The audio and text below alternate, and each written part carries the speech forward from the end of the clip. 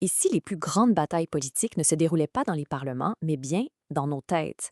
C'est un peu l'idée de fond du sociologue Pierre Bourdieu. Aujourd'hui, on plonge dans son appel urgent à une action collective pour changer le visage de l'Europe. Cette question-là, c'est vraiment le cœur de sa pensée. Pour Bourdieu, le vrai champ de bataille de notre époque, il n'est pas militaire. Non, il est idéologique. On parle de ces systèmes d'idées qu'on finit par tenir pour acquis, comme si c'était normal, sans même les remettre en question. Et son arme, la voici. Avec son livre Contre-feu 2, Bourdieu ne fait pas qu'observer de loin depuis sa tour d'ivoire académique. Non, non, il descend carrément dans l'arène publique. Son but, allumer des contre-feux, comme le dit le titre, des foyers de résistance intellectuelle pour faire face aux idées dominantes. Alors, pour bien comprendre son appel à l'action, il faut d'abord saisir son diagnostic, celui d'une Europe en pleine crise, sous l'emprise d'une idéologie bien précise.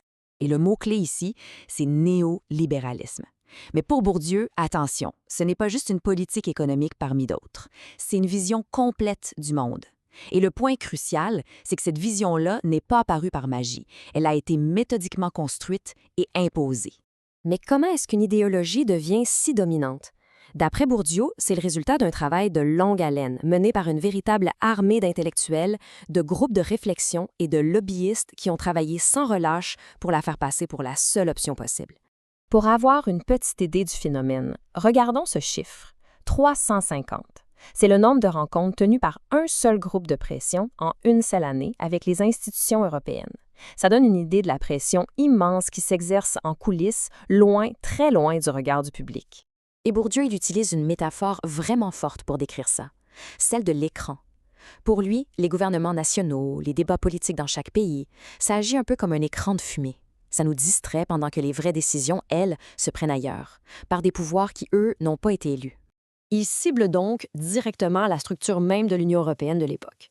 Une banque centrale qui n'a de compte à rendre à personne, démocratiquement parlant, des comités de fonctionnaires opaques qui travaillent dans le secret, et un Parlement qui, à ses yeux, était juste trop faible pour résister à l'influence des lobbies. En fin de compte, le vrai problème, c'est un déficit démocratique. Bon, face à un diagnostic pareil, la question se pose, mais où était la résistance? Pourquoi les forces qui auraient dû s'opposer à cette tendance semblaient-elles si impuissantes? La construction européenne est pour l'instant une destruction sociale. La phrase est brutale, c'est vrai, mais elle résume parfaitement sa pensée.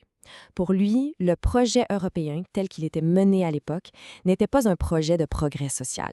C'était carrément une machine à démanteler les protections sociales qui avaient été gagnées de haute lutte.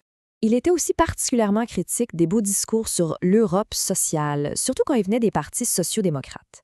Pour lui, c'était de la poudre aux yeux, des belles paroles qui, en réalité, masquaient le fait qu'ils participaient eux aussi à la liquidation des acquis sociaux. Et Bourdieu n'épargnait pas ses propres collègues. Au contraire, il dénonçait le fait que beaucoup d'universitaires et de chercheurs s'étaient retirés du débat public. En se réfugiant dans leur tour d'ivoire, il considérait que leur silence devenait en quelque sorte une forme de complicité.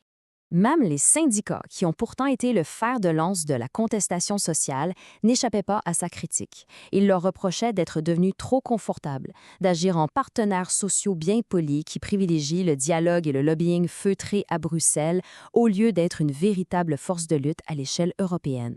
Mais attention, Bourdieu n'est pas juste là pour critiquer, et c'est là que ça devient vraiment intéressant. La partie la plus importante de son livre, c'est son appel à l'action, sa proposition pour construire une alternative. Son point de départ est une leçon de l'histoire toute simple. Les progrès sociaux qu'on a aujourd'hui, ils ne sont pas arrivés par magie. Ce n'est pas le marché qui les a offerts. Ils ont été imposés par des mouvements sociaux puissants. Bref, sans une force collective pour mettre de la pression, il n'y a pas de progrès social, point. Pour y arriver, il appelle à 3 ruptures fondamentales. D'abord, sortir du cadre purement national pour penser et agir à l'échelle européenne. Ensuite, abandonner l'esprit de conciliation à tout prix qui mène souvent à accepter l'inacceptable.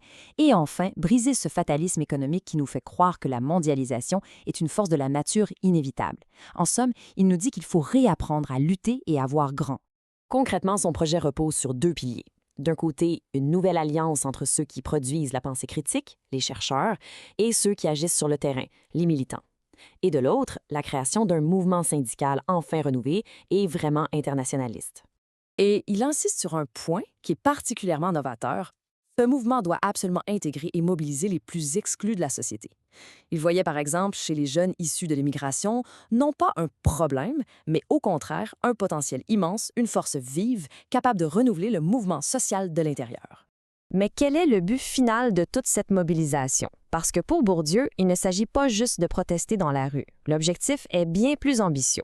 L'idée, ce n'est pas de détruire pour détruire, mais bien de construire. Il s'agit d'élaborer, tous ensemble, une vision alternative, cohérente pour l'avenir de l'Europe. Une vision qui ne soit pas juste basée sur l'économie. Et cette dernière citation, elle résume toute son ambition. C'était de reprendre ce concept de projet de société, qui est si souvent utilisé à tort et à travers par les politiciens, et de lui redonner une vraie substance, un vrai sens, à travers un effort collectif, à la fois intellectuel et militant. Et tout ça nous amène à une question finale. Plus de 20 ans plus tard, face aux crises climatiques, sociales et géopolitiques qu'on connaît, est-ce que l'appel de Bourdieu pour un grand mouvement social qui dépasse les frontières est plus pertinent que jamais? Est-ce que son heure est enfin arrivée? La question, elle, reste ouverte.